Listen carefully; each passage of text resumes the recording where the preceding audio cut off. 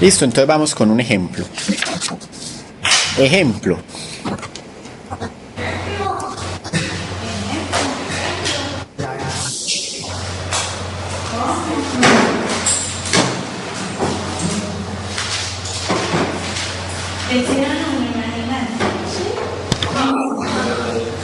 Entonces el ejemplo dice, ejemplo 4, ejemplo 3 en el libro, que aparece 3 punto ejemplo. Y aparece en la página 260, todas las páginas que llevamos en 3 semanas.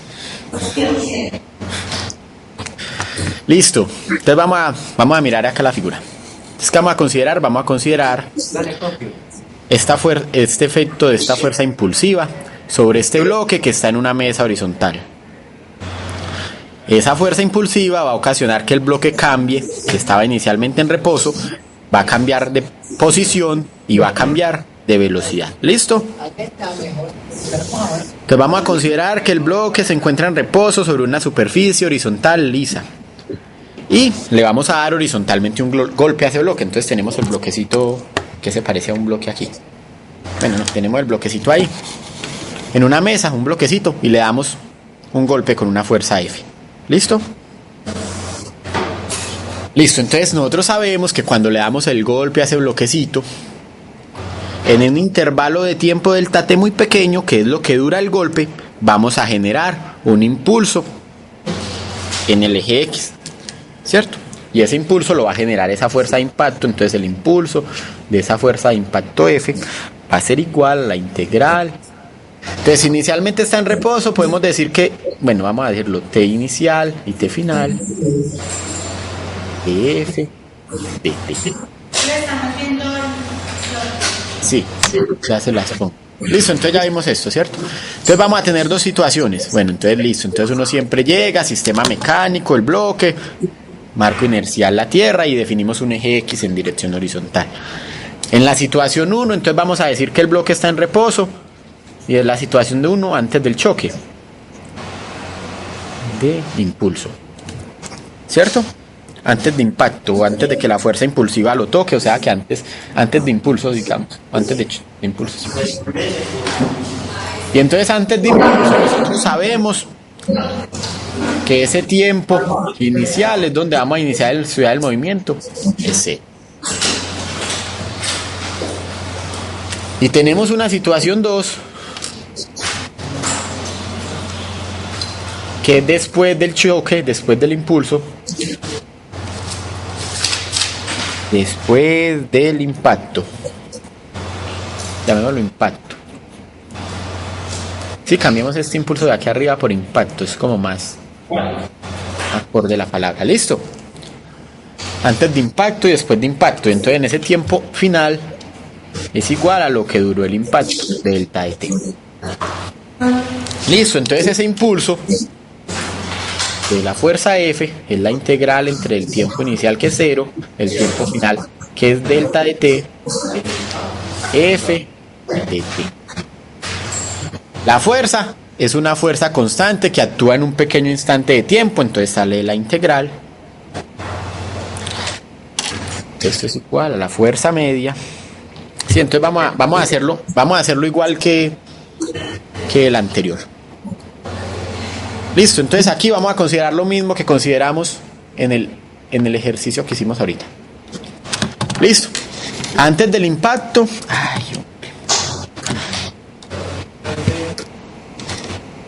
Listo, entonces antes del impacto la fuerza es 0.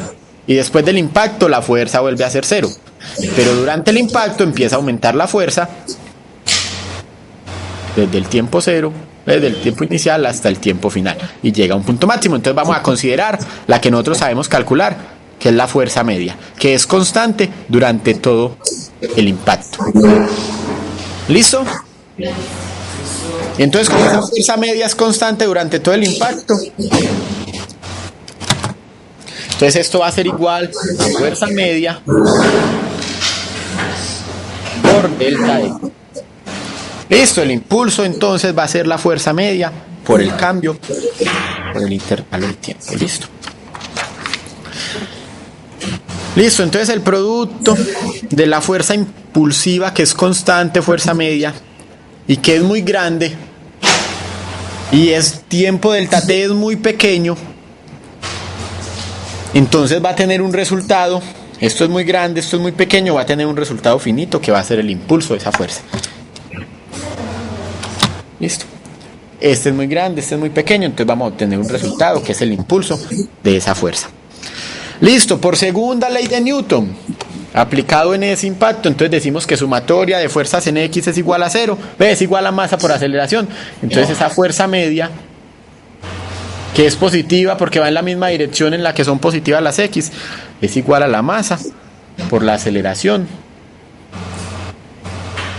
media. Y esa aceleración media es igual entonces a la fuerza media. ¿Por qué no aparece la fuerza del peso? Porque acuerde que estamos considerando superficie lisa. Y en la superficie lisa no hay fuerza de fricción. ¿Listo? No ve el peso. Ah, bueno, sí, el peso sí aparece, pero mira que acá estamos en la componente X. Sí, entonces la componente horizontal. El peso está en la componente vertical. ¿Listo? Y la aceleración media cambia con el tiempo. Simplemente le estamos dando un choque. Entonces aceleración media es una fuerza media que es una constante y es una masa que es una constante. Entonces la aceleración media es constante. Listo. Y como la aceleración media es constante, entonces ahí podemos aplicar que delta de v, o sea el cambio de la velocidad, es la aceleración media por delta de t. ¿Sí esto? Entonces yo puedo decir que la aceleración media, yo sé que la aceleración media es delta de v sobre delta de t, y por eso puedo llegar acá cuando la aceleración es constante, cuando la aceleración media es constante. ¿Listo? Listo, y sabemos que aceleración media es fuerza media sobre m, entonces delta de v, fuerza media sobre masa por delta de t. Y la fuerza media por delta de t, ya lo encontramos, es el impulso de F sobre la masa. Delta de V es el impulso de F sobre la masa. ¿Listo? Ya encontramos cuánto cambia la velocidad de esa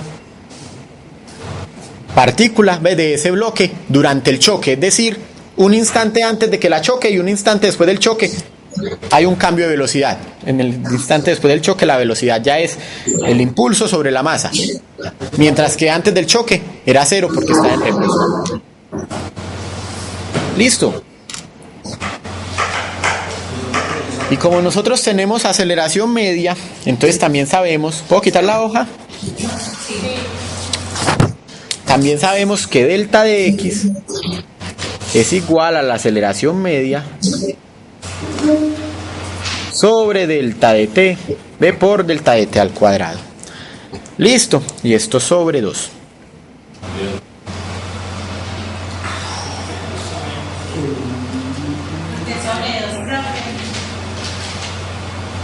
Vamos a hacerlo exteriores, ¿cómo lo vemos? Vamos a verlo aquí. Yo sé que delta de v es igual a la aceleración media delta de t, ¿cierto?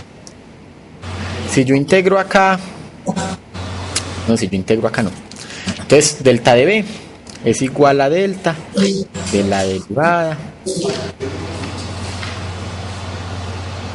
de x con respecto al tiempo, ¿cierto? Y esto es lo que llamamos la velocidad.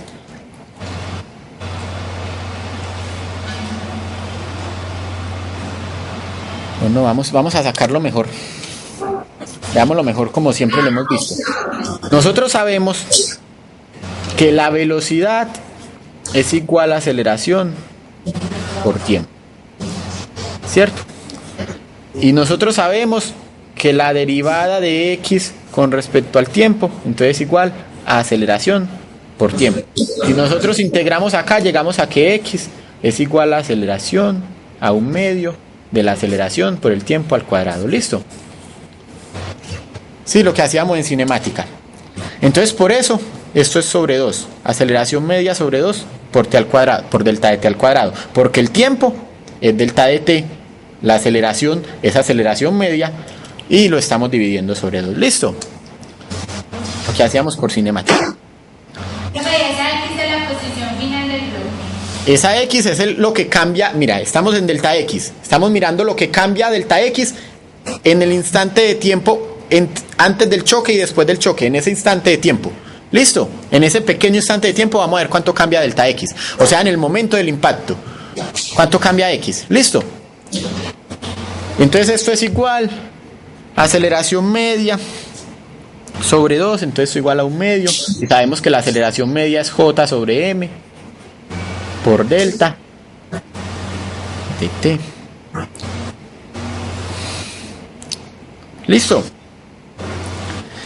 ¿Que de dónde sacó eso? Entonces vamos a verlo acá. Yo sé que la aceleración media es el impulso sobre la masa, que lo habíamos obtenido aquí. Es la fuerza media sobre la masa.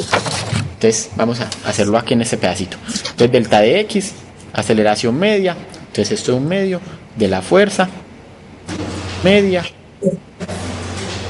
sobre la masa. Y todo esto por delta T y por delta T otra vez, y por eso está el delta T al cuadrado. Entonces mira que esto de acá es el impulso sobre la masa. Listo, fuerza media por delta T es el impulso de esa fuerza, dividido la masa por delta T. Listo. Entonces estamos diciendo que ese delta T es muy pequeño, casi aproximadamente igual a 0. Entonces, ¿cuánto vale esto si delta T es muy pequeño? ¿Cierto? Entonces delta de X es aproximadamente igual a 0.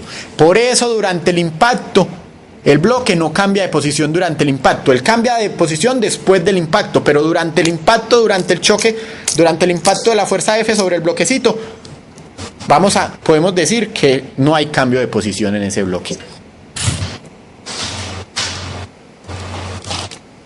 Listo, entonces venimos acá.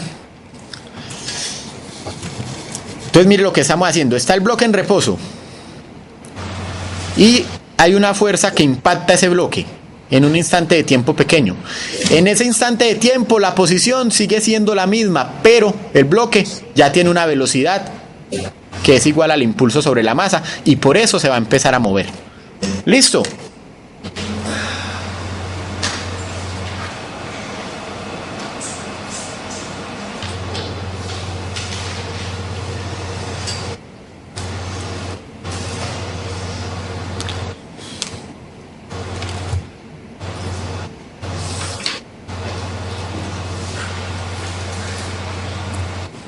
Listo, entonces lo vemos aquí. Esto por acá, la fuerza media sobre la masa por delta T, también es igual al delta de velocidad. Ay, yo voy aquí. Fuerza media por delta T sobre M, lo habíamos encontrado acá. Fuerza media delta T sobre M es igual a delta V. Entonces un medio de delta V por delta T, esto es una cantidad finita y esto es una cantidad casi 0. Entonces esa multiplicación, por eso nos da casi 0. Listo. Entonces entendimos por qué cuando hay un impacto, la partícula, el bloque no cambia de posición, pero sí cambia de velocidad en el momento del impacto, sea en ese pequeño corto instante de tiempo.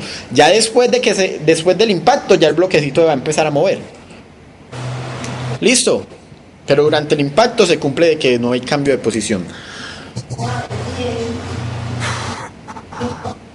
¿Entendimos esa parte del impacto? Sí. Listo, muchachos, entonces hagamos otro ejemplo. Y va a ser un ejemplo que va a haber fricción. Uy, un ejemplo con fricción. Pero no vamos a calcular nada con la fricción, solo vamos a ver el ejemplo. Listo. Entonces tenemos ejemplo que allá aparece como ejemplo 4. Y vamos a ver la diferencia entre las que estamos llamando fuerzas impulsivas, que estamos diciendo que hacen enormes cambios durante el impacto, y fuerzas que no son impulsivas, como por ejemplo la fricción. Entonces vamos a considerar un bloque que está descansando sobre esta mesa, sobre esta plataforma. Listo, sobre un piso horizontal y es una plataforma, listo. Entonces, en este caso de acá en el izquierdo, el bloque está simplemente ahí colocado y vamos a hacerle un impacto a esta plataforma. Mientras que en este otro caso, el bloque va a estar atornillado a la plataforma. Aquí solamente va a estar en reposo por la fricción, aquí va a estar atornillado. Listo. Entonces, aquí ¿qué fuerzas tenemos? Si yo le doy el impacto, ¿hacia dónde se va a mover este bloque después de que le doy ese impacto? ¿Hacia la derecha o hacia la izquierda? Hacia la izquierda, ¿cierto? Porque yo le doy el impacto a esto, entonces esto va a mover, entonces el bloque va a irse para atrás. Entonces miren lo que aparece aquí. Aparece la fuerza de fricción y aparece en el eje Y estas en eje. Listo. En este caso pasa algo distinto. Acá yo le doy el golpe y el bloquecito se mueve con respecto a la mesa. Cierto que no, porque está atornillado, entonces él se mueve igual que la mesa. Por eso aparece esta fuerza y en Y van a aparecer estas dos. Listo. Entonces vamos a mirar cuál es el cambio en el momentum, tanto en este lado como en este lado. Listo, entonces en ese ejemplo vamos a mirar en el lado que es por fuerza de fricción. Entonces en donde está sostenido con fuerza de fricción, el delta de P en dirección X, porque estamos en dirección X, va a ser igual a delta de la masa. Delta de la masa no, la masa siempre es constante, va a ser igual a la masa por el delta en la velocidad. ¿Cierto?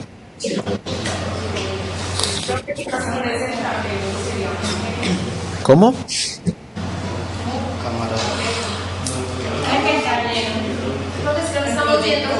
Ah, no estamos viendo el tablero, claro.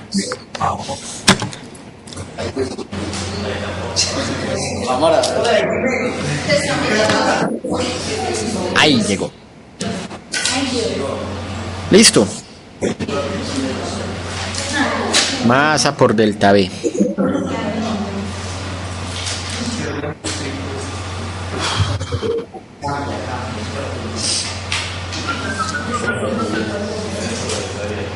Listo.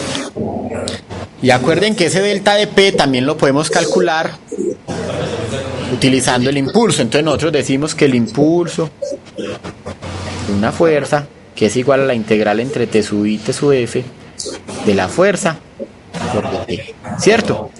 Entonces en este caso nosotros tenemos, y esto es igual a delta,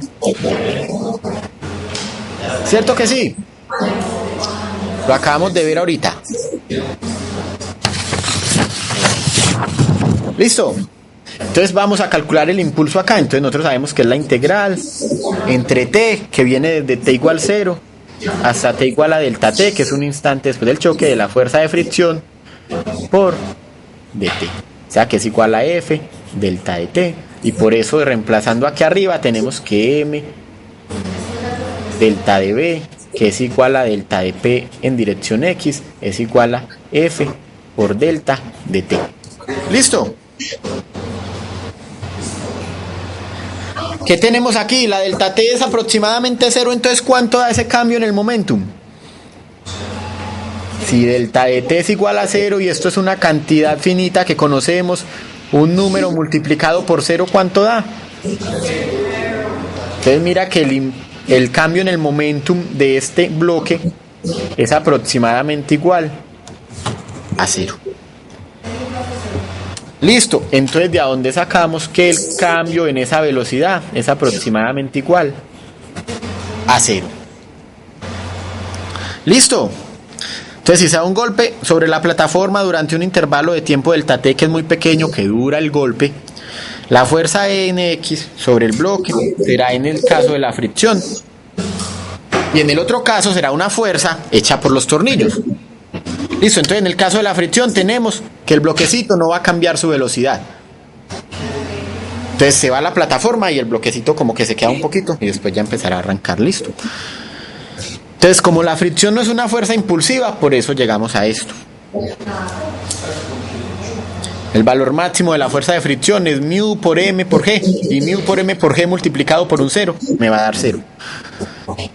Listo, entonces durante el golpe el bloque no va a cambiar de velocidad. Listo, el bloque va a seguir en reposo durante el golpe. Ya después, pues por medio de la fricción, ya después sí va a empezar a moverse con la mesa. Entonces en tiempos más altos, en tiempos más grandes, entonces la fricción modificará la fricción de la velocidad del bloque, pero en el instante del impacto no la modifica. Y entonces vamos aquí a ventana 2. Listo, entonces sabemos lo que les decía. Entonces esta fricción por el cambio en el tiempo, la fricción es máximo. Ay, cámara, ¿qué? Ya, fricción por el cambio del T. La fricción es máximo mu por m por g, que es fricción dinámica. Fricción estática es mu por m por d máximo. Entonces, ese número por delta de t, cuando delta t es casi un 0, va a dar un 0. Por eso la velocidad es igual a 0 y por eso decimos que la fricción no es una fuerza impulsiva. Es decir, por la fricción no se cambia la velocidad de la partícula en un instante de tiempo pequeño.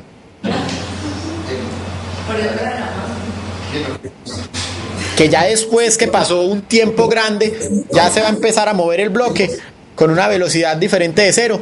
Por la fricción, sí, pero en el momento del impacto no pasa eso. En cambio, en el caso de en que tenemos los tornillos,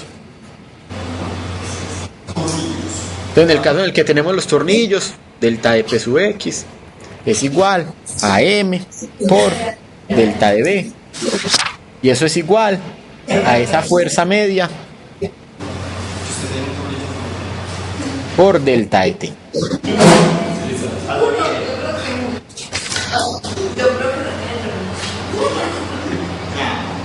Listo, ¿qué pasa con esa fuerza de los tornillos cuando yo le hago el golpe a la plataforma esta? Menú 2. Entonces estamos aquí. Entonces yo hago el impacto. Entonces lo tengo que estudiar como estudiamos el impacto anterior, que estaba la mesa sola y le hacíamos el impacto al bloque. Entonces aquí cuando yo le hago el impacto a la plataforma, hago que la plataforma se mueva.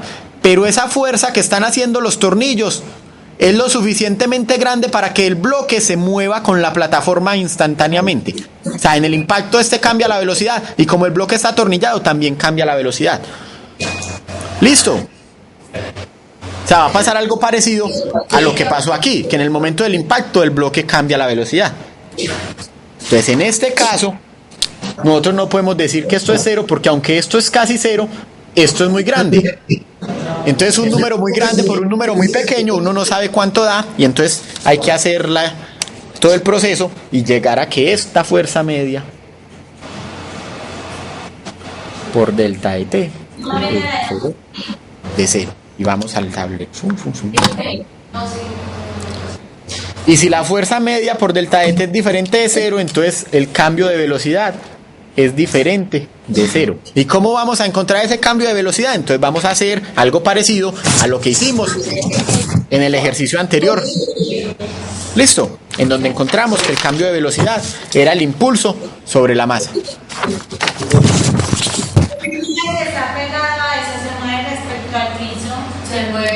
Por eso se mueven respecto al piso, estamos considerando marco inercial el piso. ¿Listo? Y mira que en este otro, con respecto al piso, yo hago el impacto y aunque la plataforma se mueve, como esto no hay ninguna fuerza que haga que se mueva con la plataforma, él no va a cambiar la velocidad en un instante de tiempo, ¿cierto? Después va a ponerse a mover, pero inicialmente no lo logra. Entonces miren que la fricción no es una fuerza impulsiva, mientras que esta de acá sí es una fuerza impulsiva. Entonces esta genera cambios en la velocidad en pequeños instantes de tiempo, mientras que esta que no es impulsiva no lo puede hacer. ¿Listo? Entonces, estamos aquí. Entonces yo le doy el impacto.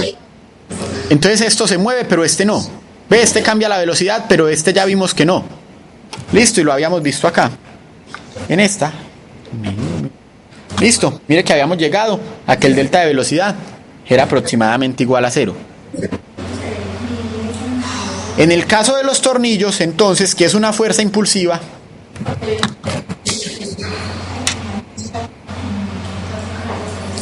Listo, entonces mire que en el momento del impacto, ese bloque cambia la velocidad porque está pegado, atornillado a esa mesa. Listo, entonces en ese caso esa fuerza media por delta T es diferente de 0 y entonces delta de B es diferente de 0. Listo, entonces vamos a ver cuánto vale ese cambio en la velocidad. No lo vamos a ver, ustedes lo ven en la casa. Se hace igual que lo hicimos cuando queríamos ver el cambio de velocidad en el ejercicio anterior. Listo.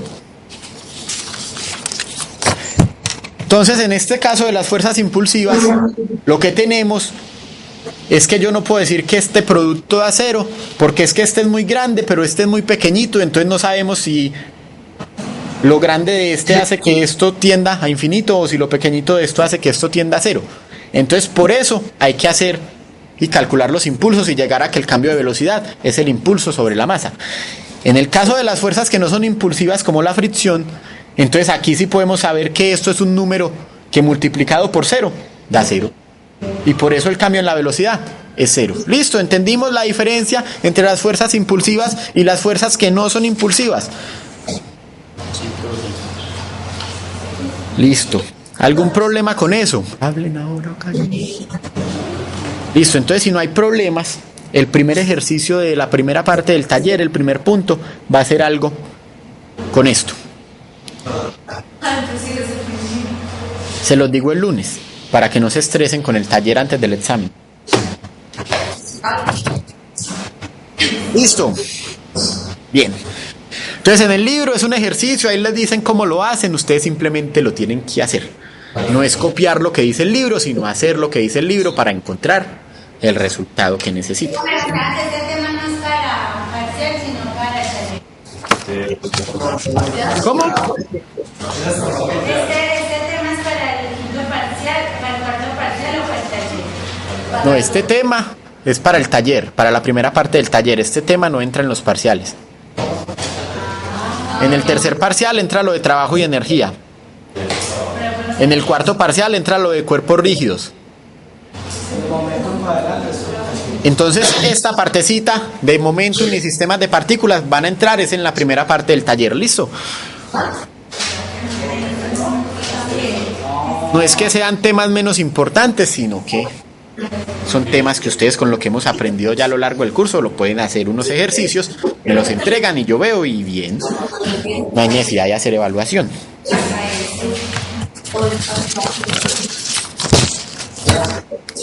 Entonces el parcial del lunes entra hasta lo que vimos antes de empezar con momentum. O sea, lo de trabajo y energía, capítulo 5 del libro. Hasta el ejercicio de la máquina de Atwood. Porque en ese capítulo 5 de trabajo y energía está el trabajo hecho por una fuerza gravitacional y que la velocidad de escape, pero eso lo van a ver en física de campos, entonces no lo vamos a ver aquí. Y esta otra partecita que se llama diagramas de energía, que eso pues no creo, pues no lo vamos a ver acá tampoco. ¿Listo? Entonces va a llegar hasta ese máquina de Atwood de ese campo. ¿Listo? Listo, muchachos, vamos con otro tema de este nuevo y vamos a hablar de sistemas de partículas. Entonces ya no vamos a hablar de una sola partícula como vinimos manejando toda la física hasta este momento, sino que ahora vamos a hablar que hay dos o más partículas. Listo. Si hay dos o más partículas, entonces un sistema de partículas vamos a decir que es un conjunto de partículas. ¿Cómo?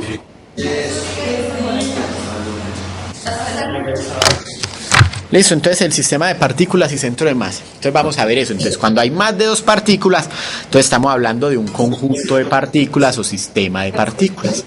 Listo. Y en los elementos en el sistema de partículas, entonces están las partículas, que son puntos materiales, puntos geométricos de masa con masa. Listo, entonces por ejemplo cuando estamos estudiando el Sol y la Tierra, tenemos un sistema de dos partículas y la Tierra, que es una partícula, está girando, está orbitando alrededor del Sol. Eso es un sistema de dos partículas. Tierra-Luna también es un sistema de dos partículas. Pero si vemos el sistema solar, entonces tenemos el Sol y tenemos todos los planetas, entonces ahí hay más de dos partículas. Listo. Por ejemplo, cuando dos bolas se chocan o se chocan así Entonces eso también es un sistema con dos partículas. Cuando dos automóviles se chocan, se pueden considerar un sistema de dos partículas, teniendo pues ciertas restricciones. ¿Listo?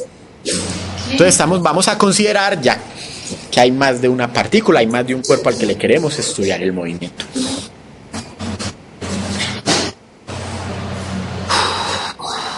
Listo. Entonces un sistema de partículas, al igual que la partícula, es un modelo físico matemático. Los cuerpos reales no son partículas, ¿cierto? Pero nosotros podemos utilizar ese modelo porque utilizando ese modelo podemos lograr una descripción adecuada del movimiento de los cuerpos reales. Listo, entonces vamos acá y vamos a decir que si consideramos un sistema discreto. ¿Qué es un sistema discreto? Un sistema con un número finito de puntos. Listo, en este caso sería un sistema con un número finito de puntos con masa. Listo. Entonces tenemos n partículas. Un sistema finito, o sea que n es finito, o sea que tenemos n partículas de masas, masa 1, masa 2, masa 3, masa 4, listo. Y entonces vamos a decir que la masa total del sistema es la sumatoria de todas esas masas. Listo, entonces la masa total de este sistema que tiene estas 6 partículas es la suma de esas 6 masas. Listo. Y lo podemos expresar como sumatoria de m sub i. Sin necesidad de colocarle que va desde 1 hasta n, porque ya sabemos que la i va de 1 a n. ¿Listo? Listo, entonces ya sabemos cuál es la masa en un sistema de partículas. La sumatoria de cada una. Es la sumatoria de cada una de las masas, y entonces es la masa total, y por eso se representa con la m grande. Listo, entonces ahora vamos a otra definición. Resulta que ya tenemos la masa total y necesitamos saber cuál es el centro de masa de ese sistema de partículas. Es decir, si yo quiero saber dónde está concentrada esa masa total, entonces estará concentrada en el centro de masa de todo ese sistema de partículas. Listo, entonces vamos a considerar un marco de referencia con origen en este punto O. Listo, entonces cada una de las masas va a tener una posición. Esta va a ser R sub 1, esta va a ser R sub 2, esta va a ser R sub n. Listo. Y entonces vamos a decir que el centro de masa de ese sistema de partículas es un punto C, tal que, si sabemos que la masa total es la sumatoria de todas esas masas, entonces esa masa total por la posición del punto C sea igual a la sumatoria de cada una de sus masas por las posiciones individuales de cada una de ellas. ¿Listo? Más o menos. Entonces, si yo quiero saber el centro de masa de este sistema de 6 partículas, entonces vamos a decir la masa 1 por la posición 1, más la masa 2 por la posición 2, más la masa 3 por la posición 3, más la masa 4 por la posición 4, más la masa 5 por la posición 5. Y como hay n partículas, hasta masa m por posición m. Pero eso va a ser igual a tener una masa total en una posición R sub c. ¿Listo? Que es lo que llamamos el centro de masa. Listo, entonces tener n masas en n posiciones equivaldría a tener una masa que es la suma de todas las masas en una sola posición, que es lo que llamamos el centro de masa. ¿Listo? Listo, entonces vamos a venir aquí a este pedazo, cámara 2. Listo, entonces ¿qué hemos hecho hasta ahora? Entonces tenemos que la masa es igual, la masa del sistema es la sumatoria de todas las masas, y que esa masa total en la posición R sub c es igual a la sumatoria de las masas I en las posiciones R sub i. ¿Listo? Y como son vectores, entonces nosotros podemos tener posición en X, coordenada Y y coordenada Z, componente en X, componente en Y y componente en Z. Es decir, que ese centro de masa en posición X va a estar la masa por X igual a la sumatoria de M sub I por X sub I.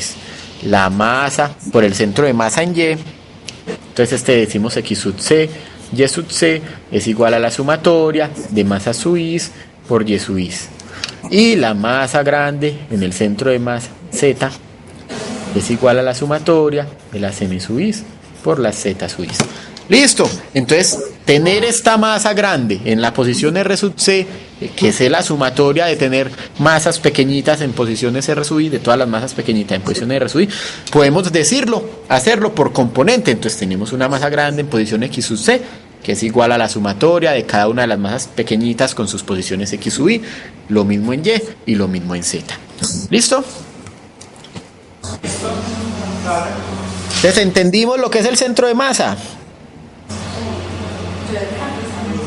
¿O hay algún problema todavía con eso de la masa total del sistema y el centro de masa? Listo. Entonces es importante saber que en algunos libros dicen que el centro de masa está dado por X barra, Y barra, Z barra. Y esa X barra, Y barra, Z barra, ¿qué quieren decir? Que es la X media, la Y media y la Z media. Entonces las coordenadas del centro de masa se escriben de esta manera en algunos libros. Nosotros aquí la estamos manejando X sub C, Y sub C, Z sub C. ¿Listo? Y vamos a comenzar con un ejemplo sencillito que es en el que vamos a tener dos masas. Listo, entonces veámoslo aquí. Tenemos una masa 1, tenemos una masa 2, tablero, que están separadas por una distancia C y que la línea que une M1 y M2 es la dirección X.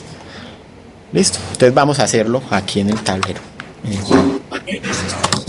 Listo, entonces tenemos un sistema de dos partículas. Esta es M1 y aquí hay una M2 y hacia acá crece la posición X.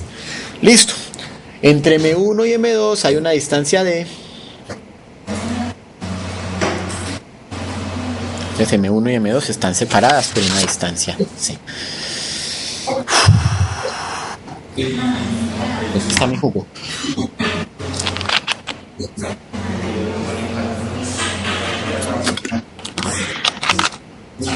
Listo. Entonces para hacer este estudio tenemos que elegir un origen para encontrar el centro de masa. Y la posición más adecuada para elegir el origen es en donde se encuentra la masa 1. ¿Cierto? Entonces la masa 1 se encuentra en la posición X igual 0 y la masa 2 se encuentra en la posición X igual D. Y entonces así tenemos que, si queremos calcular X sub C, entonces, si solo tenemos dirección X, entonces la masa M por X sub C es igual a la sumatoria de las masas sub I por X sub I. ¿La masa M quién es? La sumatoria de las masas, entonces M1 más M2. Y esto es igual a la sumatoria, entonces M sub 1 por X sub 1, M1 por 0, más M2 por D.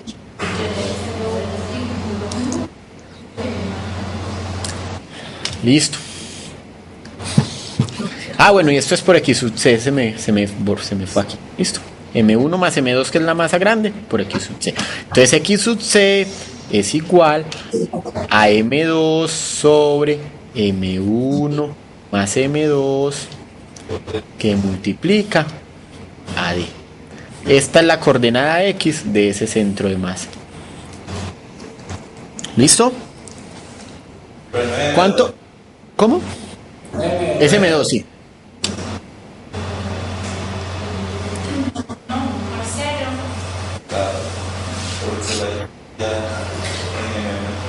¿Listo? Sí, este es 0 porque la masa 1 está ubicada en el origen. ¿Cuánto vale la posición del centro de masa Y? Y sub C y Z sub C. 0, ¿cierto? Porque en dirección Y no estamos y en dirección Z no estamos. Listo.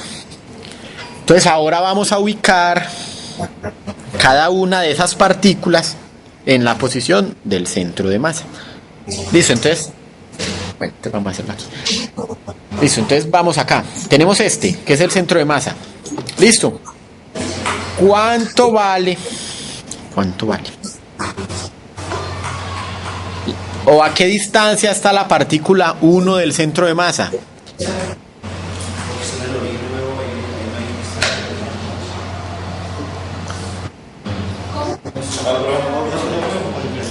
Entonces vemos acá, tenemos la partícula 1, tenemos la partícula 2 y aquí encontramos que este es el centro de masa, que es igual a esto. Entonces queremos saber a qué distancia está 1 del centro de masa y vamos a llamarlo de 1. Y a qué distancia está 2 del centro de masa, vamos a llamarlo de 2. Listo, ¿a qué distancia está 1 del centro de masa? Si sabemos que este que acabamos de calcular es x sub c.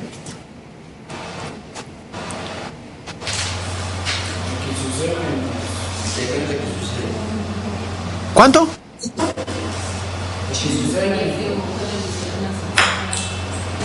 Si sabemos que aquí está x sub c, ¿cuánto vale de 1? O sea, la distancia desde 0 hasta x sub c. X sub c, ¿cierto? O sea que esa de 1 es igual a x sub c. Entonces venimos acá, de 1 es igual a x sub c. O sea que es igual a la masa 2 sobre la masa 1 más la masa 2 por la distancia, ¿cierto? Sí. Ahora volvemos al dibujo. ¿A qué distancia está la masa 2? Del centro de masa. O sea, la distancia entre este y este. De 1. O sea, que sería que la distancia 2 es igual a d menos la distancia 1, o sea que es igual a d menos x sub c, y es igual a...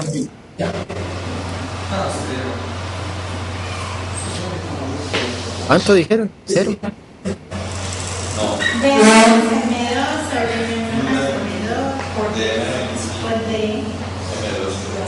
Tengámoslo acá, entonces es d menos m2 sobre m1 más m2 por d.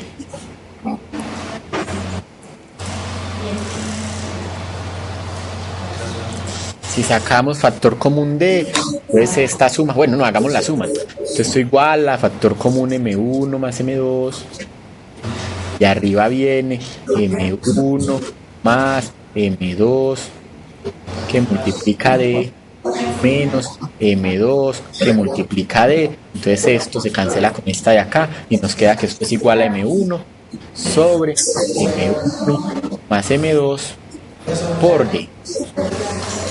¿Cierto? D2 entonces es igual a m1 sobre m1 más m2 por d. Una suma de dos fraccionarios ahí. ¿Listo?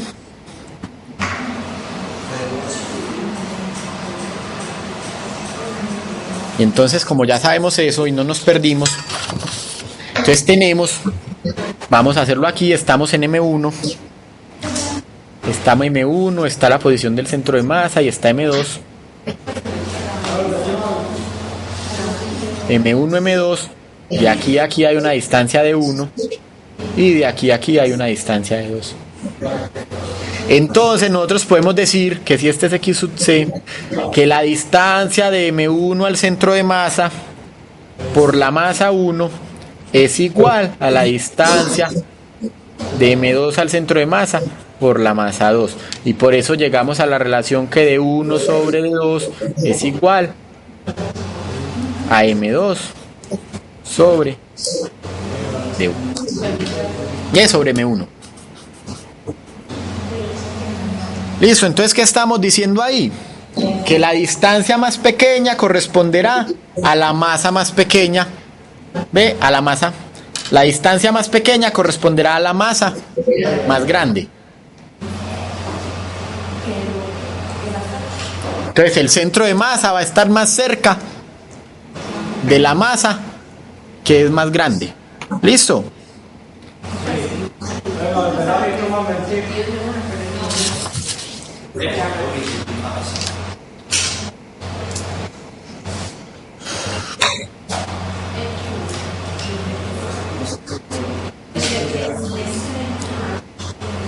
Entonces el centro de masa, que está en esa línea que une esas dos partículas, y las distancias son inversamente proporcionales a las masas. Es decir, si la masa es grande, el centro de masa estará más cerca de la partícula que tiene la masa más grande. Listo, vamos a ver entonces unas propiedades de los centros de masa. Propiedades del centro de masa en un sistema de partículas. Y esas las tengo aquí en el presentador room.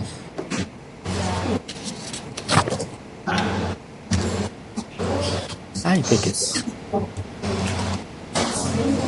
Listo, entonces lo primero que decimos es que el centro de masa de un sistema de partículas es independiente del origen que yo escoja. Si yo tengo este origen acá y empiezo a buscar el centro de masa respecto a ese origen, voy a encontrar un centro de masa C. Pero si yo tengo un origen O' y empiezo a buscar el centro de masa respecto a ese origen, va a ser el mismo punto C. Listo, entonces independiente del origen que yo escoja, el centro de masa siempre va a estar ubicado en el mismo lugar. ¿Cómo?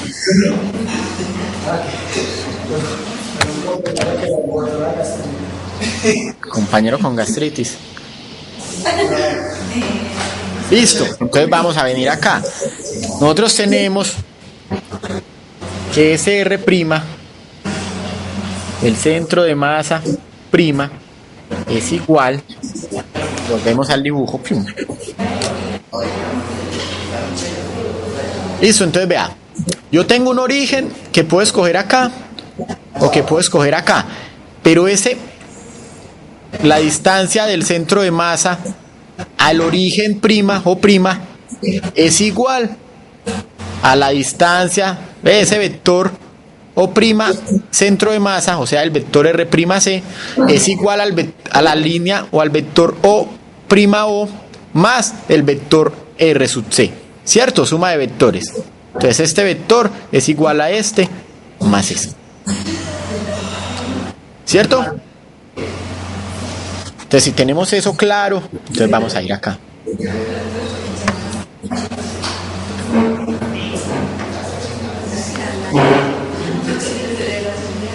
Listo, entonces este R sub C es igual a la sumatoria. Bueno, entonces yo sabía que la masa grande por R sub C es la sumatoria de las masas pequeñitas por R sub I primo, ¿cierto? Entonces yo sé que R sub C es igual a esa sumatoria de las masas pequeñitas, pues de cada una de las masas por R sub I prima sobre la masa total de la partícula. Y este R sub I prima lo habíamos encontrado allí, que era igual a la sumatoria de M sub I por el vector O', vector O' más el vector R sub I dividido la masa grande. Entonces ese vector R sub C, esto es un vector prima, es igual ¿a qué es igual? ¿A qué da igual la sumatoria de las M sub I?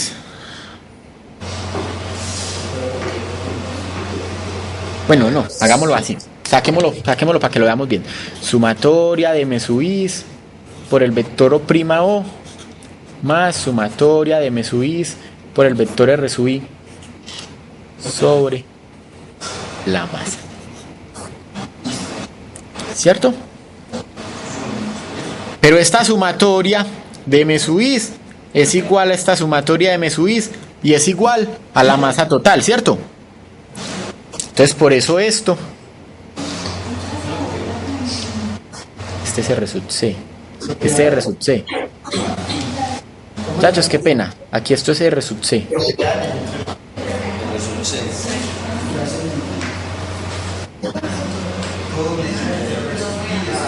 No. Este es, qué pena, estoy confundido. Este es R sub I. Y aquí se convierte en R sub C porque esta sumatoria de M sub I por R sub I es igual a la masa por R sub C, ¿cierto? Vamos a sacarlo otra vez aquí. Vamos a sacarlo a pedacitos. Entonces, R sub C prima es igual. La sumatoria de M sub I, entonces es M por O prima O. Más la sumatoria de M sub I por R sub I es M por R sub C. ¿Cierto?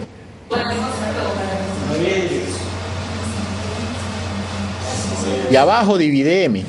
Y entonces ahora sí puedo cancelar, cancelar y cancelar. Y R sub C prima es igual al vector O prima O más R sub C.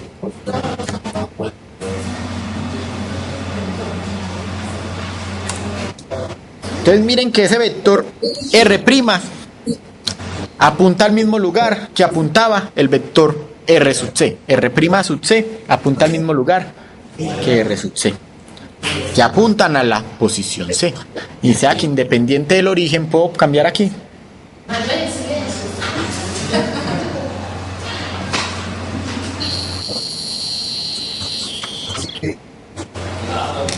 Independiente del origen que tengamos,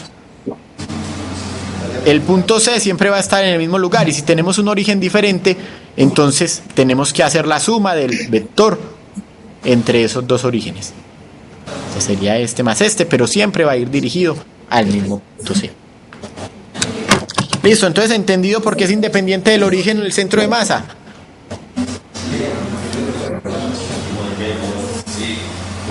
Listo, muchachos, entonces vamos bien, ya sabemos por qué es independiente del origen del centro de masa. Ahora vamos a ver que el centro de masa también tiene una propiedad de simetría. Y la vamos a ver acá. ¿Ya copiaron?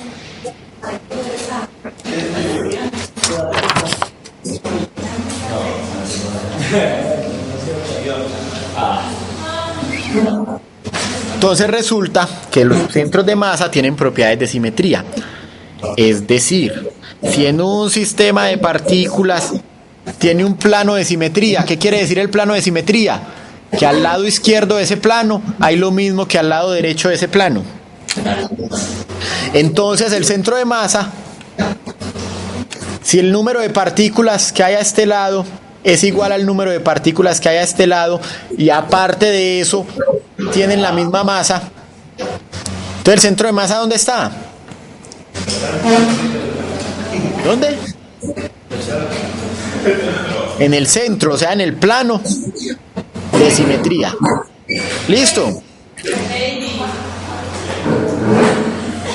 Entonces, en este caso, menú 2, tenemos que la masa por el centro de masa que vamos a llamar XC. Si estamos diciendo que hay un plano de simetría YZ. Listo, entonces con el plano de simetría YZ, la coordenada va a estar en el eje X, la del centro de masa, y esto va a ser igual a la sumatoria de las M sub I por las X sub I, ¿cierto? O sea que X sub C es igual a la sumatoria de las M sub I por X sub I dividido M grande. Sí, pero si yo tengo un plano de simetría, digamos que este es un plano de simetría, entonces a este lado va a haber una partícula de masa I y a una distancia I, pero al otro lado va a estar la misma partícula de masa I, pero a una distancia menos I, menos R sub I. Entonces se van a ir cancelando esas sumatorias, se cancelan de a dos, y por eso el centro de masa está en X sub C igual a 0. ¿Listo? Sí, entonces tenemos partícula acá, entonces ellas dos se cancelan y el centro de masa me queda en el plano de simetría. Igual estas dos, igual estas dos, igual estas dos, y por eso el centro de masa, la coordenada X del centro de masa está en ese plano de simetría. ¿Listo? Bien. Ahora vamos a ver que también hay ejes de simetría. Ay, no, ¿yo qué hice? Ay, los borré. Esperen. Cámara. Ya los volví a ver. Listo. Entonces, en el caso de que tenemos un eje de simetría, y en este caso vamos a decir que el eje de simetría es el eje Z, pues lo que estamos diciendo es que al lado derecho del eje Z hay una partícula que tiene coordenadas XY contrarias al otro lado. Listo, entonces si tenemos que esta masa está en una coordenada X, Y, Z, al otro lado tenemos una partícula M que está en una coordenada menos X, menos Y, menos Z. Y lo mismo sucede con todas las partículas, entonces están simétricas, pero no respecto a un plano y no respecto a un punto. Entonces yo tengo una acá, por acá hay otra. Si yo tengo una acá, por acá hay otra, entonces están simétricas respecto a este eje. Si yo tengo una acá, por aquí hay otra contraria, otra aquí, otra aquí, otra aquí, otra aquí. Listo. Entonces, al igual que con el plano de simetría,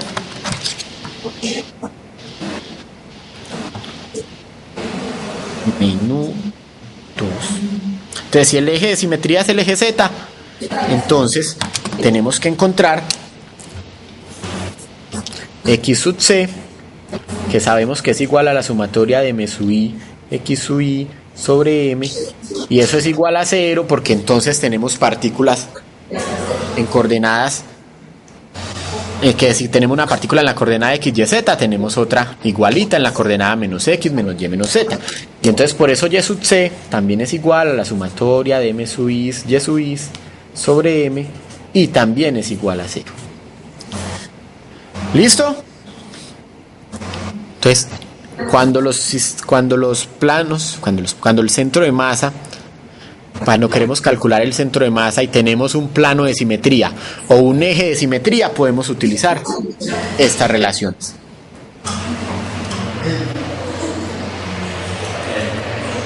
¿Listo? Volvemos acá. ¡Fum!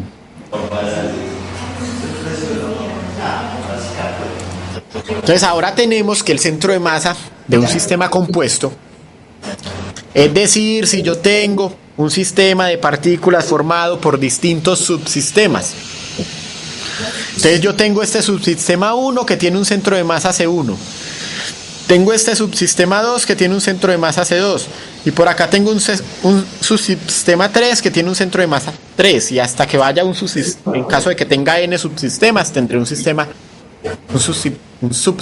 n con centro de masa C sub n. Listo, entonces lo que pasa en esos subsistemas, yo puedo decir que la suma del centro de masa global, o sea, el centro de masa que agrupa todos esos subsistemas, es igual a la suma de los centros de masa de cada uno de los sistemas. Entonces, en formulita, eso lo que nos dice es que el centro de masa del subsistema grande, M sub C, es igual a la sumatoria de M sub I.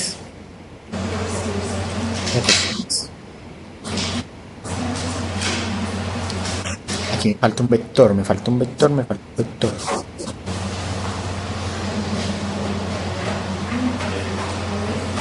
Falta un vector, aquí está la R sub C. Más otra sumatoria.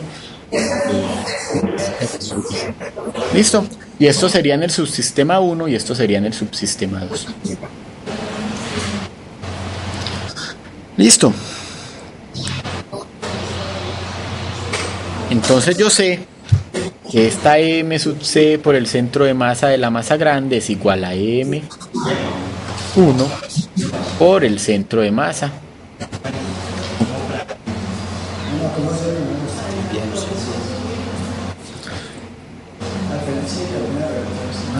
La masa 2 por el centro de masa. Listo, entonces vea lo que estamos diciendo. Estamos diciendo que la masa grande, o sea, compuesto por todos los subsistemas, es M sub C, y el centro de masa de todos los subsistemas es R sub C. Y es igual a la sumatoria del subsistema 1, la masa del subsistema 1, por el R sub C1, por el centro de masa 1, más la masa del subsistema 2, por el centro de masa 2. Y así, más. Listo. Dependiendo del número de sistemas que tengamos. Entonces, en general, yo puedo decir que la masa de un sistema por el centro de masa de ese sistema es igual a la sumatoria de todas las masas de todos los subsistemas por el centro de masa de cada uno de los subsistemas. Listo. Este sería R sub C. Y llamémoslo J para que no nos confunda con el de arriba. J. ¿Listo? Entonces yo puedo calcular el centro de masa de un sistema grande como la suma de los centros de masa de los sistemas pequeñitos. ¿Listo? De los subsistemas pequeñitos. ¿Listo? ¿Vamos bien? No, pues ¿cómo? Apenas son las 11. Hay que tomar jugo.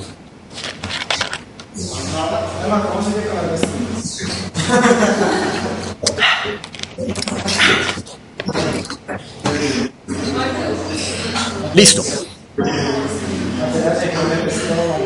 Entonces ahora ya no vamos a tener sistemas de partículas. Mira cómo estamos construyendo esto. Partimos de una partícula y estudiamos toda la física para esa partícula. Ahora venimos, tengo dos partículas, tengo n partículas y ahora vamos a ver que tengo un sistema continuo, es decir, que tengo muchísimas partículas y que una está al lado de otra y entonces vamos a formar lo que llamamos cuerpos con masa y densidad, los cuerpos sólidos. ¿Listo? Listo, entonces vamos a mirarlo aquí. Pum, pum. Listo, entonces tenemos que esto es un sólido. Y vamos a tomar un punto P, que tiene una masa delta de M y que tiene un volumen delta de B. ¿Listo? Y entonces esa masa delta de M es la masa contenida en este volumen delta de B. Listo, y nosotros sabemos desde que éramos pequeñitos que hay una densidad, una cosa que se llama densidad, una cantidad que se llama densidad, minutos. Ay, hombre, este barato.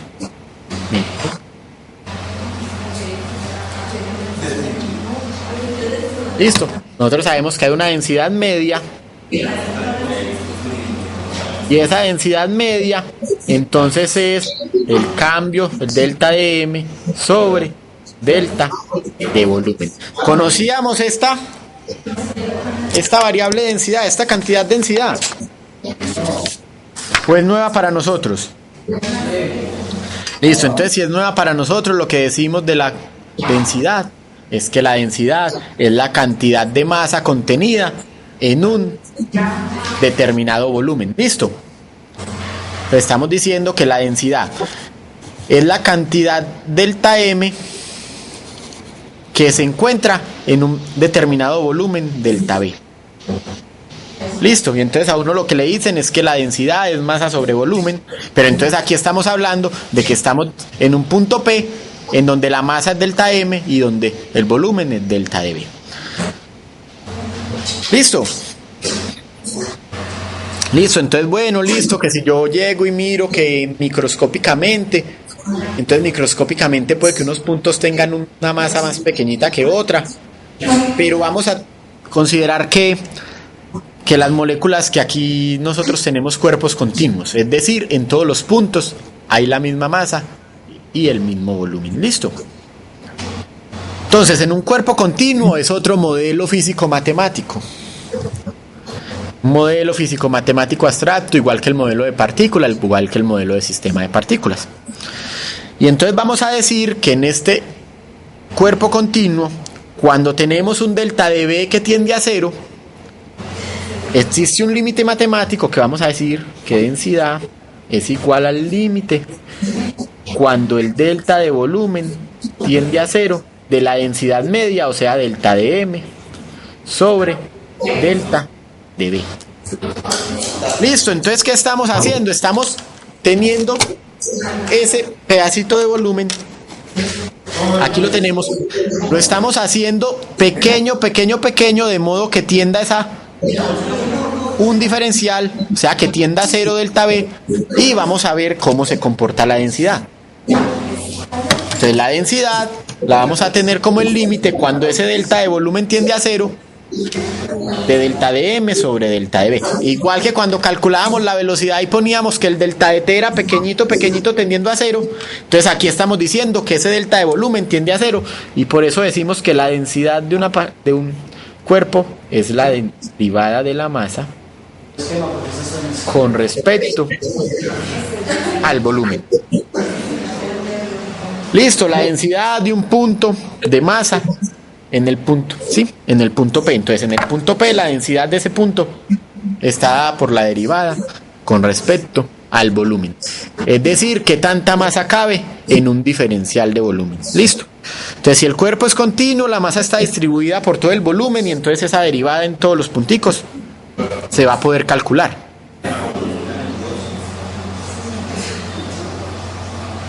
¿Listo? Y entonces por eso hablamos de que tenemos que esta D sub m es igual a la densidad por D. Y esta es la que nosotros llamamos densidad de masa.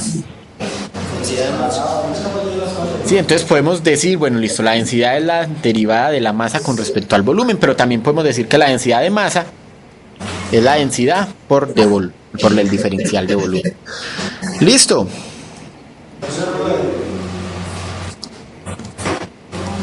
Entonces aquí tenemos esto listo. Entonces vamos a hacerlo acá otra vez. Entonces vamos a coger un cuerpo grande, un cuerpo extenso, y vamos a decir que el punto P está ubicado, que el punto I está ubicado a una distancia de un origen R sub I, y que tenemos un delta de B y un delta de M en ese punto. Listo. Entonces podemos decir que aquí hay muchas partículas, hay I partículas de masa delta de M sub I dentro de un volumen delta B sub I. Listo. O sea, aquí hay una partícula de masa M sub I, delta M sub I en este volumen, pero acá va a haber otra partícula que va a tener masa delta M sub I y otro delta de B sub I, y aquí va a haber otra con delta M sub I y otro delta de B sub I. Listo. Entonces vamos a tener muchas partículas que van a formarme ese cuerpo extenso.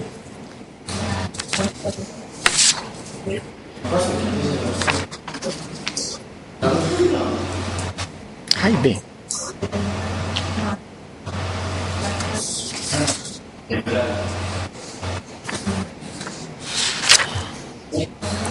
Listo. Entonces nosotros sabemos que el centro de masa de esa partícula, ¿dónde está? De ese cuerpo extenso, de lo que acabamos de ver de centros de masa. Vamos a tener entonces un sistema de partículas, de muchas partículas, que me va a formar ese cuerpo extenso. Listo. Entonces el centro de masa de todo ese sistema de partículas, ¿dónde va a estar según lo que acabamos de ver? Entonces el centro de masa,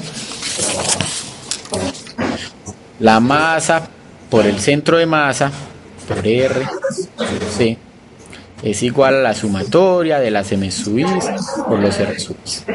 ¿Listo? Pero esta M sub I estamos diciendo que son deltas de M sub I, entonces la masa por R sub C, la sumatoria de delta de M sub I por R sub I. Listo, estamos diciendo que la masa de esas partículas es delta de M sub I. Y entonces por eso esa masa total es igual a la sumatoria de todos esos deltas de M sub I. Listo, lo mismo que hacíamos para un sistema finito de partículas, lo estamos haciendo acá.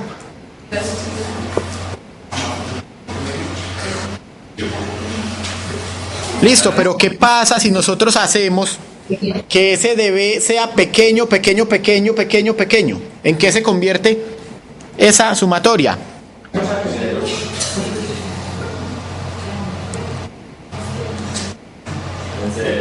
Entonces nosotros estamos haciendo el límite cuando delta de B tiende a 0.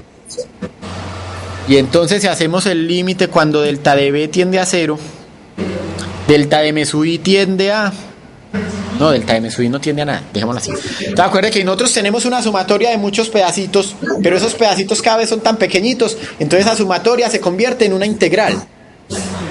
¿Cierto? Entonces podemos decir que la masa y por la posición en la posición R sub C va a ser igual a la integral de R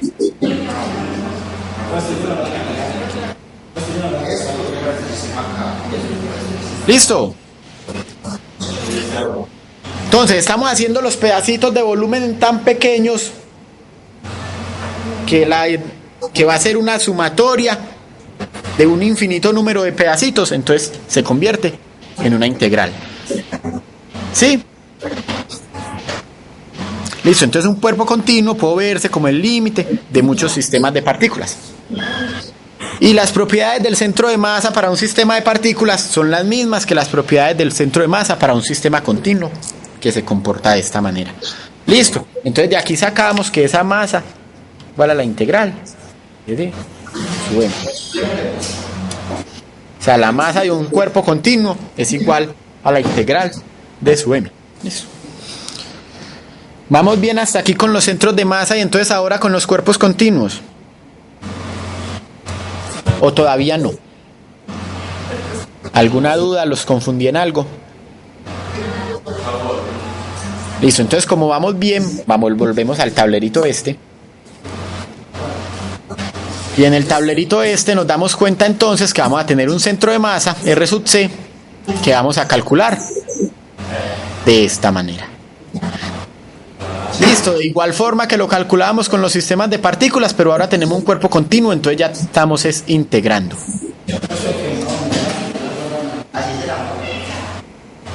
Y esas integrales son integrales de volumen. ¿Cuáles integrales son integrales de volumen? Si yo tengo que esta es 1 sobre m integral de R de m, acuerden que esta densidad de masa era la densidad por el de diferencial de volumen, ¿cierto? Entonces, al decir que son integrales de volumen, estamos diciendo que estamos integrando en todo el cuerpo. Listo, entonces vamos a verlo aquí. Listo, entonces si nosotros tenemos esto, nosotros sabemos que ese R sub C es igual a 1 sobre m por la integral de R de m. Pero yo también sé que de m, que es la densidad de masa que definimos ahorita, es igual a la densidad por dB.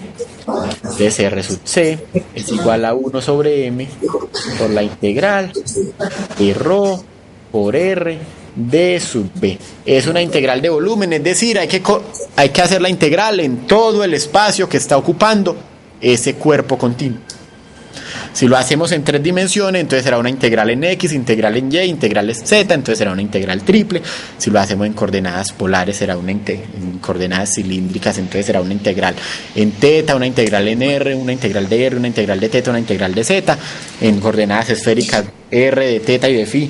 Listo, entonces son integrales triples. Ustedes ya vieron integrales triples en el curso de cálculo diferencial. B de cálculo integral. ¿No vieron integrales triples? Los que ya vieron ese curso no les enseñaron integrales triples. Bueno, entonces eso los enseñan en cálculo vectorial. No se preocupen, aquí entonces no se van a preguntar esas integrales triples. Listo, entonces se hace esa integral durante toda la región ocupada por el cuerpo. Listo, toda la región ocupada por el cuerpo, todo el volumen. Listo.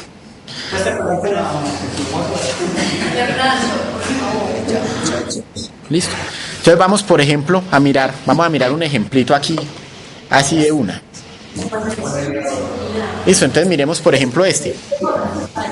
Entonces, si nosotros tenemos que esto es un cuerpo de revolución, es decir, que es un sólido, pero que tiene un eje de simetría,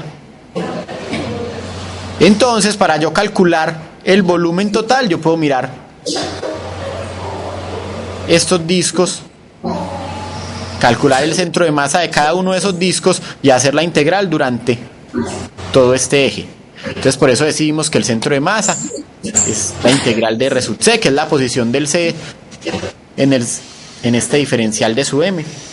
Sí, entonces aquí lo que hacemos nosotros en este caso es, bueno, tenemos un origen, vamos a buscar un centro de masa, pero para no hacerlo, la integral triple entre todo el volumen, entonces vamos a empezar a buscar en cada uno de estos disquitos cuál es el centro de masa. Listo. Y entonces el centro de masa de uno de esos disquitos está en todo el centro del círculo. Y después esos disquitos, entonces vamos a moverlos desde arriba, un disco. Y con eso vamos a obtener el volumen total de todo ese cilindro, de todo ese cuerpo. ¿Listo? Entonces lo hacemos por pedacitos. Este pedacito. Y después hacemos todo esto. Listo, entonces calculamos el volumen de este cuerpito, de este disco. Y después integramos durante toda esta posición. ¿Listo? Listo, entonces después de mirar eso, entonces vamos a decir que las dimensiones de densidad que no las hemos mirado, entonces la dimensión de densidad son de masa sobre longitud a la 3. O sea que esto es masa por L a la menos 3. Y en el sistema internacional de unidades, entonces es kilogramos sobre metro cúbico. Listo. En el sistema CGS es gramos por centímetro cúbico. Importante la densidad del agua, que es igual a 10 a la 3 kilogramos por metro cúbico. Listo. ¿Por qué es importante la densidad del agua? Porque si nosotros decimos que la densidad del agua... ¿Cómo? El timbre. Es igual a 1 a 10 a la 3 kilogramos por metro al...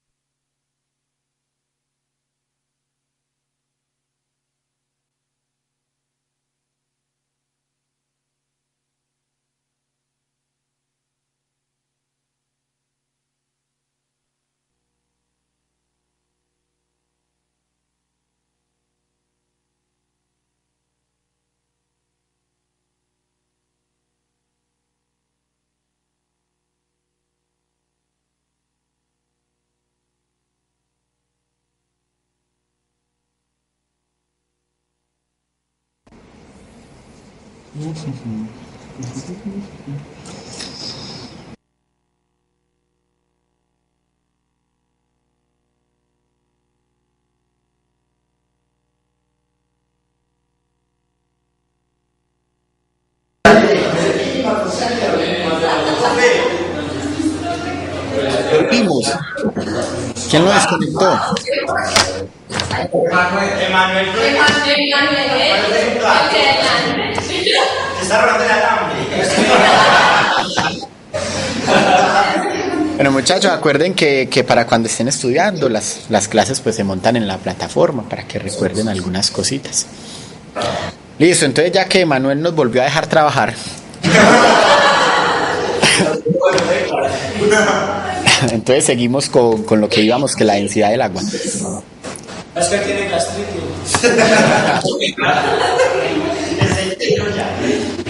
Listo. Entonces la densidad del agua es igual a 10 a la 3 kilogramos por metro cúbico.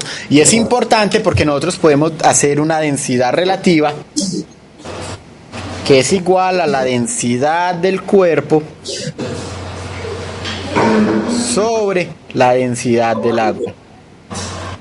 Entonces, en muchos casos, a uno no le dan la densidad del cuerpo, sino que le dicen cuánto vale la densidad relativa y uno la tiene que encontrar. La densidad del cuerpo teniendo en cuenta que está relacionada con la densidad del agua. Listo. Bueno, para terminar lo de las densidades y estas cosas, si el cuerpo es homogéneo, entonces vamos a tener que la masa total es igual a una densidad por el volumen total. Y esta es la fórmula que le enseñan a uno, que densidad es igual a la masa del cuerpo sobre el volumen del cuerpo. Pero eso solo se da si el cuerpo es homogéneo. Pero apúntalo ahorita, por favor. Sí. Linzo. Y entonces en este caso decimos que el centro de masa está ubicado en 1 sobre ρ por b, que es la masa, por la integral de ρ por r asterisco. Invece, adesso stava qui, su qui. Asterisco. Eso es un asterisco, sí. Entonces, era lo que estábamos viendo acá en este. Nosotros estábamos diciendo que el centro de ese disco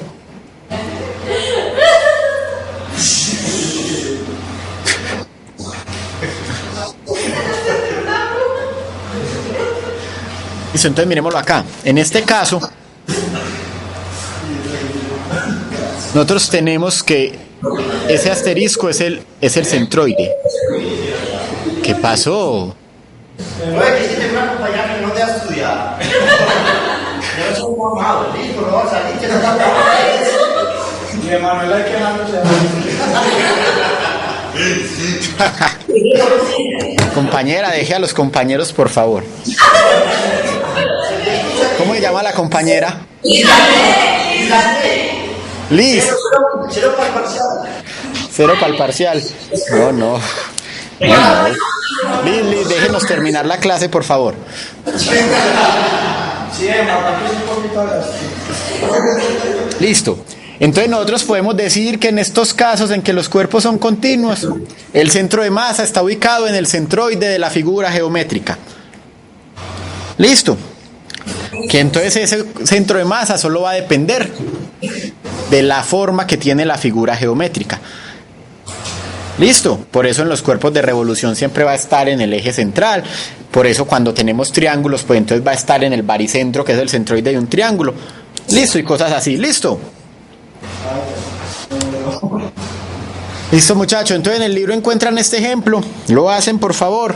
Ese no hace parte de la tarea, pero lo miran para que puedan hacer la tarea. ¿Listo? Y vamos a ver brevemente. Ya vimos la densidad de volumen, la densidad pues respecto al volumen. Vamos a ver que también hay una densidad superficial de masa. ¿Por qué densidad superficial de masa? ¿Qué pasa si yo tengo, por ejemplo, un cascarón esférico o si yo tengo, por ejemplo, esta hoja? Entonces esta hoja no tiene un volumen, sino que tiene un área superficial.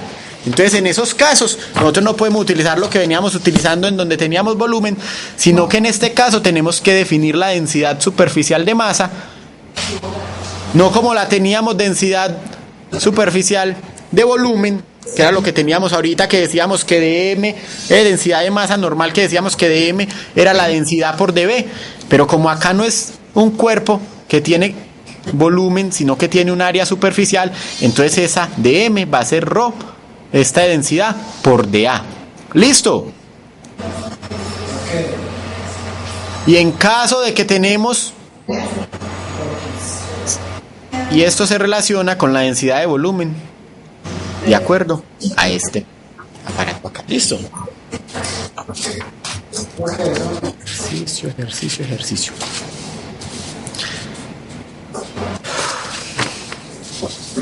Listo, entonces en este caso, para encontrar el centro de masa, nosotros necesitamos archivo 2. Igual que lo calculamos para la volumétrica, vamos a calcularlo para esta. Entonces nosotros sabemos que ese centro de masa está en 1 sobre m por la integral de r sub a. ¿Listo? Esto en caso de que estamos haciéndolo con respecto a una densidad superficial de masa. No una densidad volumétrica de masa, sino una densidad superficial de masa. ¿Listo?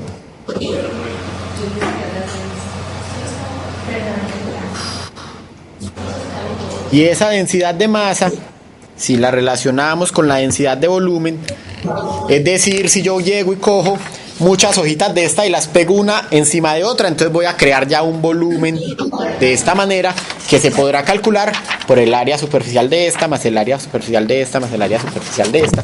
Entonces en ese caso esta densidad superficial de masa es igual a ρ por dB es igual a ρ por B por dA, y esa B es entonces sería el espesor de esa superficie. ¿Listo? Entonces cuando yo no tengo, veámoslo aquí, una superficie que tiene espesor muy pequeño, sino que esas superficies tienen un espesor, entonces ese espesor lo voy a llamar B y el volumen va a ser esa densidad superficial, ¿cierto? Esa área superficial por esa distancia B, que es el espesor. ¿Listo? Listo, entonces ya sabemos lo de la masa, listo. Y entonces también, al igual que en los cuerpos de revolución, también tenemos que, por ejemplo, el centroide de un círculo está en el centro del círculo, el centroide de un cuadrado trazo las líneas acá y en todo el centro va a estar. Y ahí es donde les decía lo del... Listo, o lo del centroide del triángulo. Listo, entonces en el caso de cuerpos simétricos, entonces mira que está en el centro, mira que está en el centro. O en el caso de un triángulo que no es simétrico, tenemos que empezar a mirar por pedacitos. Entonces aquí este va a estar en el centro, este va a estar en el centro, este va a estar en el centro. Y entonces vamos a encontrar este centroide del triángulo, que es lo que se llama el baricentro, que está a h tercios de la base y a 2 h tercios del vértice. ¿Listo? H tercios de esta base y 2 h tercios de este vértice, h tercios de esta base y 2 h tercios de este vértice. ¿Listo, muchachos? ¿Entendido lo de la densidad de masa? Listo, ahora nos falta la última. ¿Qué pasa si tenemos un alambre? Un alambre.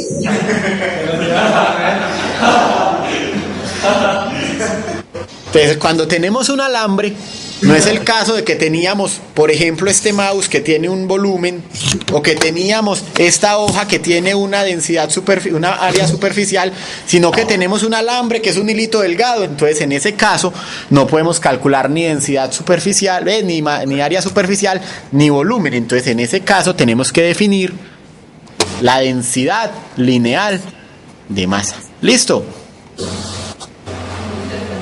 Entonces esa densidad lineal de masa va a depender de la distancia entre el origen y el punto en el que estoy mirando. ¿Listo?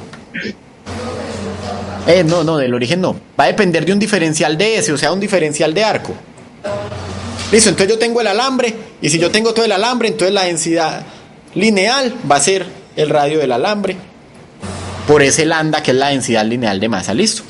Entonces yo sé también, vamos aquí, que si tengo un alambre o tengo una cosita de estas, entonces la densidad de masa, en este caso, la densidad lineal de masa es igual a lambda por d sub s. Listo. ¿Qué pasa? Que ese alambrito, si uno lo mira detenidamente, el alambrito tiene un área superficial, ¿cierto? Entonces va a ser igual a ρ por esa área superficial del alambrito por ds. Sí, si uno mira el alambrito por encima, lo que ve es un círculo, entonces esto tiene un área superficial. ¿Listo?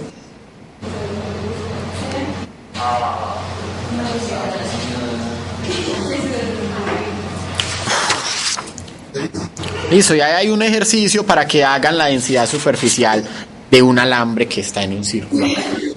Listo, eso para hacer el taller hay que mirar los ejercicios esos, hay que mirar los problemas esos para poder entender lo de esta densidad de masa, densidad lineal de masa, densidad superficial de masa y densidad volumétrica de masa.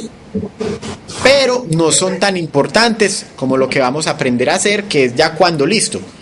Ya sabemos cómo funciona una partícula, ya sabemos cómo vamos a ver entonces cómo funcionan dos partículas, el movimiento de un sistema de dos partículas, el movimiento de un sistema de muchas partículas, y después veremos cómo se mueven los cuerpos rígidos. Listo, muchachos, con cuerpos rígidos terminaremos el curso. Entonces, esta semana, mañana es domingo, mañana no tenemos que venir. Entonces, el lunes. Entonces, muchachos, acuerden, el parcial es de trabajo y energía. Hasta la página, no me acuerdo cuál es la página, pero que está el ejemplo de la máquina de Atwood. Listo. Los otros dos temas no los estudien para el parcial porque no se van a preguntar. ¿Cómo? Todo no, hasta donde está el ejemplo de la máquina de Atwood. Porque los otros dos temas son del trabajo hecho por la fuerza gravitacional. que lo pueden mirar. Y está también el otro trabajo, está una parte de diagramas de energía. Compañeros, no se vayan todavía que no hemos terminado. O bueno, se pueden ir, pero no hemos terminado. Es que tiene mucha gastritis ya. Pero ¿por qué tiene gastritis? Si apenas son las 11. Es que son muy mal educados. Listo, entonces ustedes no se aguantan sin saber la nota del parcial. Entonces van a elegir una persona que me envíe un correo y me diga, profe, mándeme las notas del parcial con los números de cédula, que es que mis compañeros no se aguantan. Entonces, Yo ahorita lo mandé. En este recesito ya te lo mandé. tú ya me lo mandaste. Ah, bueno, listo. Entonces yo ahorita llego a la casa que allá tengo las notas y se las envío. Ay, profe, la mía no nos Proyectos, sí. Pero es que aquí no las tengo. Las tengo en el computador de la casa, entonces yo pensé hacer eso. Yo pensé hacer eso, pero es que acá no las tengo.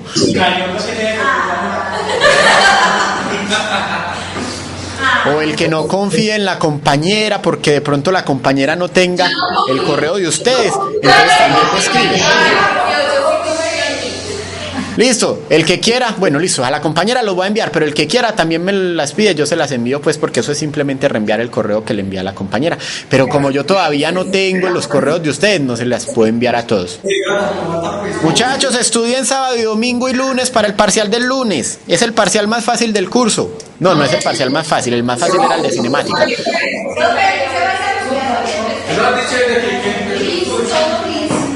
¿Cómo?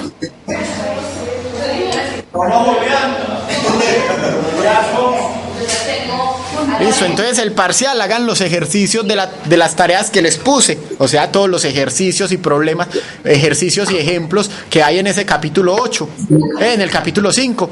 Si alcanzan a hacer 1 o 2 problemas sería bueno, si no, pues con eso ya te estarán preparados para hacer problemas. Y el lunes entonces, si ustedes estudian, si ustedes hacen todas las tareas, seguramente les va a ir muy bien en el examen. Muchachos, feliz fin de semana. Nos vemos el lunes a las 5 de la tarde. De 5 a 7 damos clase. De 7 a 9 hacemos parcial. Y a las... ¿Listo?